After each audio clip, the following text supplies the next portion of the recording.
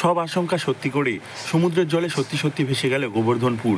সুন্দরবনের প্রান্তিক দ্বীপ জি প্লটের গোবর্ধনপুরে জলমগ্ন হয়ে গিয়েছে সমুদ্র তীরবর্তী গোবর্ধনপুর গ্রাম।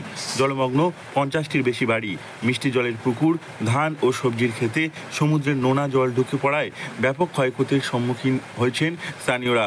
গত 3 দশকে গোবর্ধনপুরে বর্তমানে ভেঙে যাওয়া বাঁধটি নিয়ে 6বার তৈরি হয়েছে বাঁধ। পুরো এলাকা জল ঢুকে গেছে। এই মুহূর্তে প্রায় 600 মিটার নদী বাঁধ একেবারে ভেঙে গেছে। জল ঢুকছে, 50 থেকে 60টা পরিবার একেবারে নিঃস্ব। পঞ্চায়েত মেম্বার, গ্রাম মেম্বার, প্রধান কেউ আসছে না, এখানে কেউ আসছে না, দেখছেও না যে কীরকম আছে গ্রামের মানুষরা। শুধু প্রতিশ্রুতি। টাকা সরকার অ্যালটমেন্ট করেছে, কিন্তু কাজই করছে না এখানে। এবং পুনর্বাসন দেওয়ার কথা ছিল 28টা পরিবারকে। গোবর্ধনপুরে প্রকৃতির রোষে কোনো বাঁধই টেকেনি। বছর খানেক আগে কংক্রিটের বাঁধ ভেঙে যাওয়ার পর নতুন করে 40 লক্ষ টাকা বরাদ্দ করে ভেঙে যাওয়া বাঁধের পিছনে মাটির রিং বাঁধ তৈরির কাজ চলছিল। প্রায় 600 মিটার বাঁধ তৈরি শেষও হয়েছিল। বাকি অর্ধেকটা জমি অধিগ্রহণ করতে না পারায় কাজ শুরু করা যায়নি। বাচ্চাদের নিয়ে এখনও অনেক বাসিন্দা সেখানেই জলমগ্ন হয়ে রয়েছেন।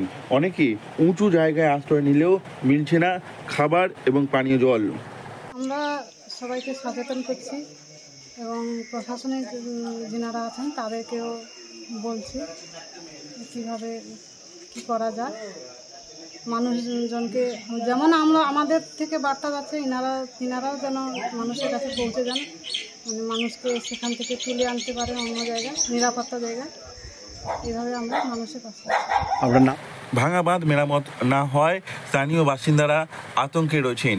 পাথর প্রতিমা ব্লকের এই দ্বীপে প্রায় 1200 মিটার বাঁধ বঙ্গোপসাগরের জলোচ্ছ্বাসে পুরোপুরি ধুয়ে মুছে সাফ হয়ে গিয়েছে।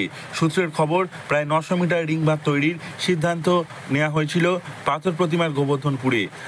RIDF 20 প্রকল্পের থেকে বরাদ্দ হয়েছিল কয়েক কোটি টাকা। যে জায়গায় সেটি তৈরি হওয়ার কথা ছিল সেখানে বসবাস ছিল বহু পরিবারের। তাদের মধ্যে বেশিরভাগ সরে গেলেও গুটি কয়েক পরিবার ভিটে মাটি ছাড়তে রাজি হয়নি। ফলে কাজ শুরু করতে পারেনি সেচ দপ্তর, আর যার মাসুল গুনতে হচ্ছে বর্তমানে। দক্ষিণ 24 পরগনা থেকে নবাব মল্লিকের রিপোর্ট, লোকাল 18 বাংলা।